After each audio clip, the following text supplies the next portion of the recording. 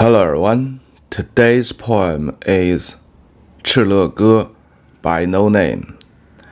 It's a folk song from the nomad in the vast grassland of today's Mongolia and North China.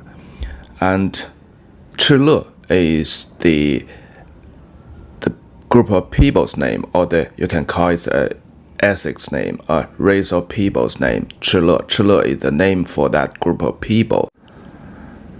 ChiLe people was originated in the place of the lake of Baikal in today's Russia, and later on they moved south to take land to find a better grassland to the area of the Mongolia and North China, and finally was taken down by another nomad country, and they were relocated to 3 locations, and one or the most famous location is ChiLe, or the Valley of ChiLe. This song is about the scenic view and the life of the ChiLe people there in the Valley of ChiLe. The Valley of ChiLe is just at the south side of the Yinshan or Yin Mountain. Yinshan is a very, very important and strategic mountains, and the mountain just north to Beijing city, 20 kilometers north to Beijing, which was so-called Yanshan, actually is the east branch of Yinshan. So cross the Yinshan to the north side, the geographic and the weather will be another weather, and to the south the climate, the geographic is quite different, just like the North China and South China boundaries, the South Mountain. Not nowadays we call it Qinling, the mountain of Qin. In the Tang poem you will see so many times it was mentioned as Nanshan or Zhongnanshan. So that's the northern China and South China boundaries. Cross the mountain to the north, the climate, the people is different from the mountain, the south of the mountains. So ChiLe Ge at the first beginning is a folk song of the ChiLe people, and of course they speak a different language, and nowadays every Chinese knows this very famous poem because it was translated into Chinese in around the year of the dynasty of Beiqi, which is in the year between the year 550 to 577. So in the dynasty of Beiqi, it was translated into the Mandarin. Okay, let's have a look at the folk songs first. ChiLe Ge, 敕勒川，阴山下，天似穹庐，笼盖四野。天苍苍，野茫茫，风吹草低现牛羊。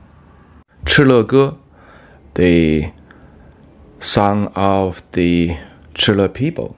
So it's telling the life and scenic views where they lived. 敕勒川，阴山下. So it tells where the valley of ChiLe is located. It's just south under the Yin Mountain, under the Yinshan. 川 in the Chinese meaning, at the very beginning it means the river, and later on it becomes can called as a valley, but of course that valley should have a river go through that valley. So the Chuan has double meanings. It's a valley, but first of all, it has rivers inside through the valley. So normally the valley with a river will be a very richful, very prosperous valley. You can see sort of the big valleys and small valleys in anywhere through the world. 天似穹庐，笼盖四野. So the sky is like 穹庐. 穹庐 normally we explained it as a tent. So it's a semi-sphere. The tent is like a semi-sphere for current Mongolian peoples. So you can see, even you can see it today when you go to the grassland of Mongolia. But Qionglú actually is a very, very typical Chinese mind or Chinese terms, because when Chinese interpret, the Asian Chinese interpret the universe, the land is the shape is square, and the sky is like a ball, the semi-sphere, in the shape of semi-sphere. So it covers the land, and surrounding the land is the seas. So we call this seas is 四海, because the land in the center. So you have the east is the sea, to the west is the sea, to the south is the sea, to the north is the sea.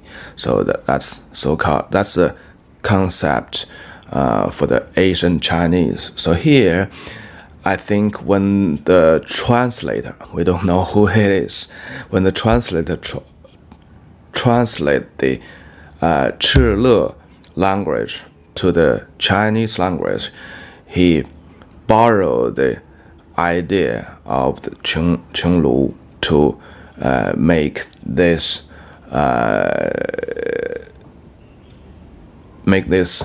comparisons. The sky is like Qionglú, like a ball, like a tent, or like a semi-sphere things to cover the huge grassland.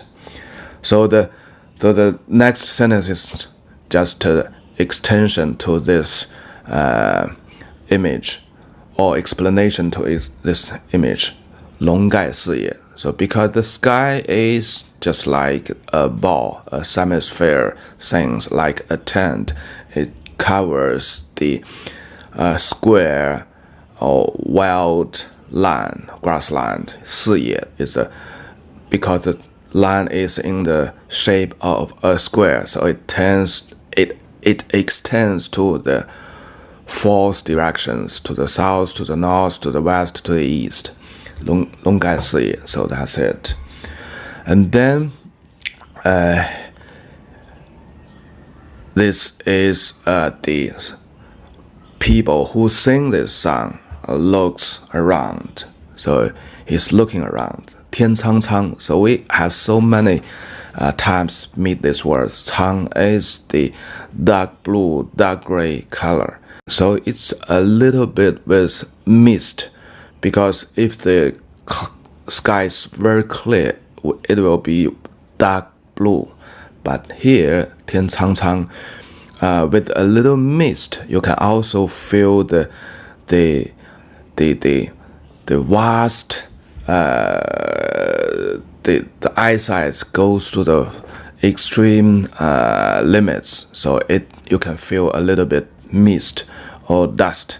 So it makes the color of the sky as dark blue, dark gray. 野茫茫. 野 means a place of wilderness. This is, I think, is a translator used the Chinese to replace some of the ChiLe language, because the place the huge grassland is not a wild place for ChiLe people. They live there. They have their horses there.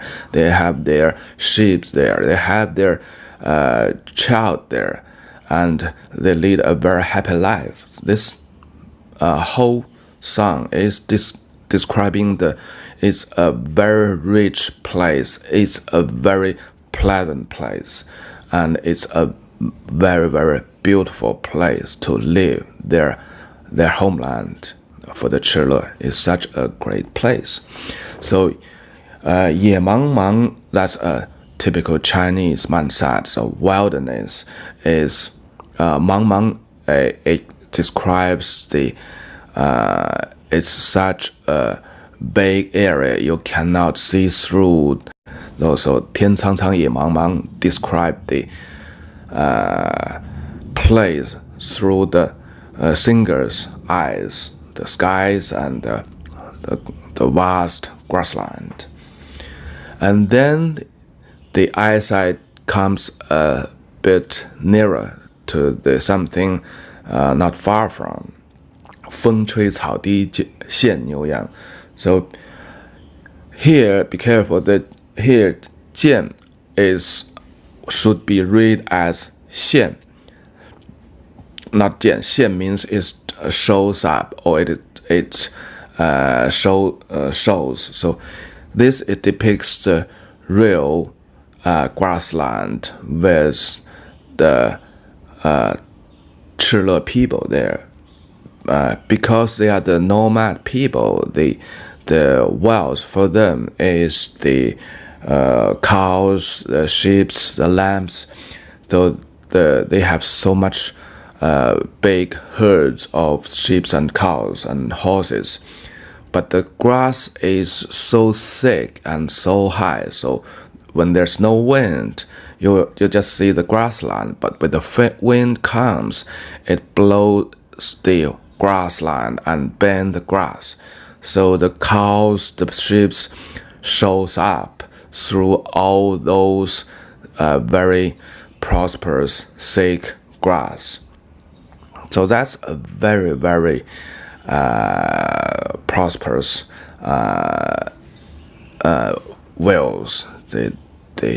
Everything is prosperous and vivid. So this poem looks very simple, but it has such an impact, not only to the normal Chinese, but also it has such an impact to the Chinese literature.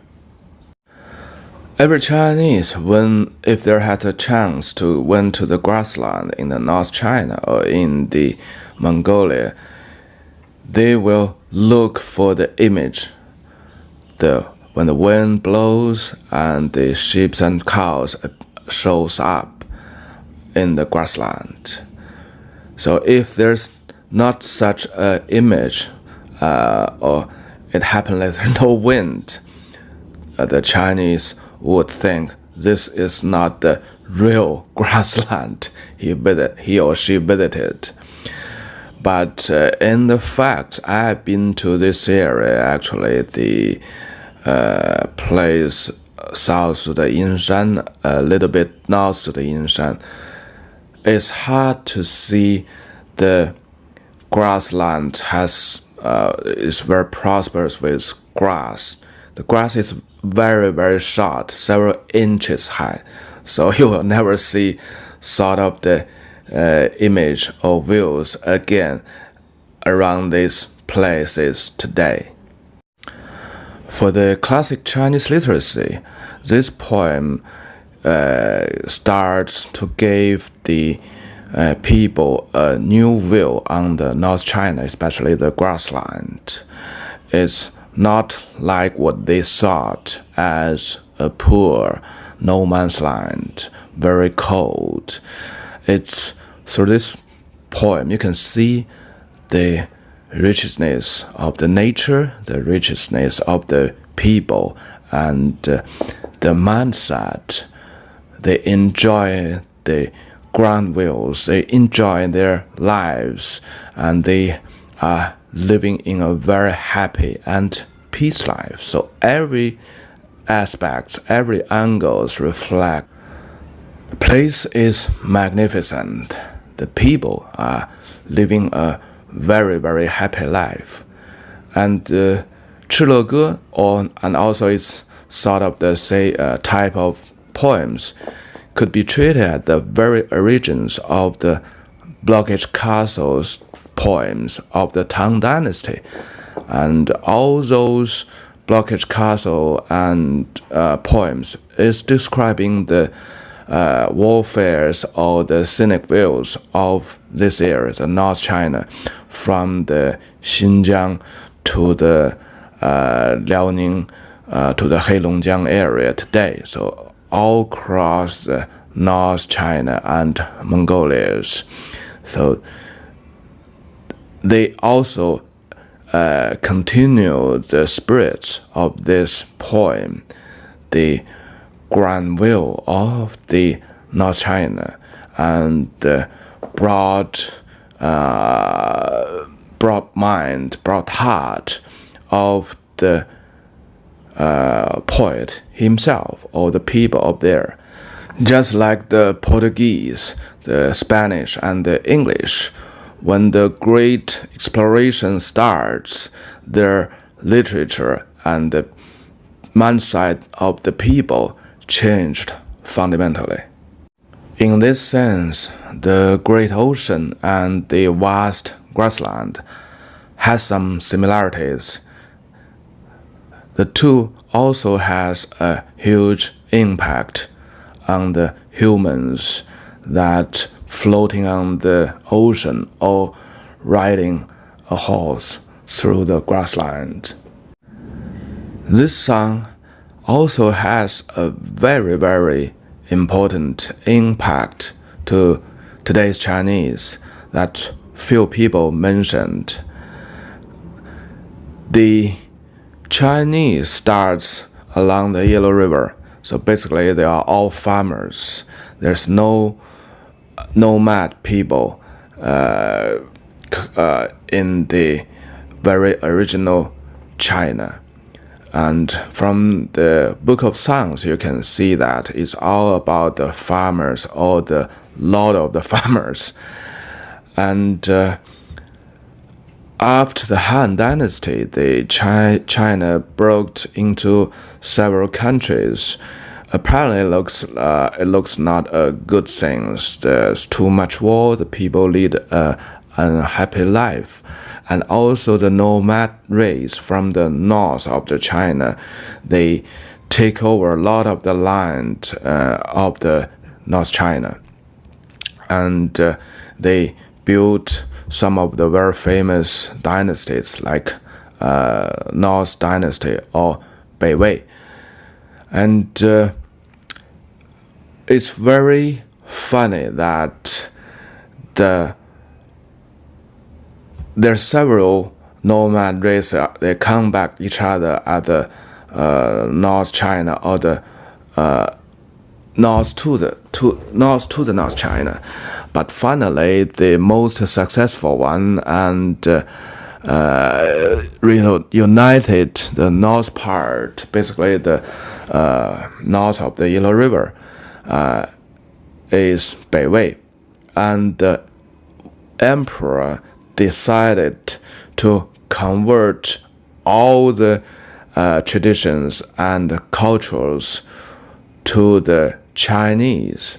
Even the royal families, all the noble peoples, and are the nomad people of Xianbei, but the emperor decided to convert.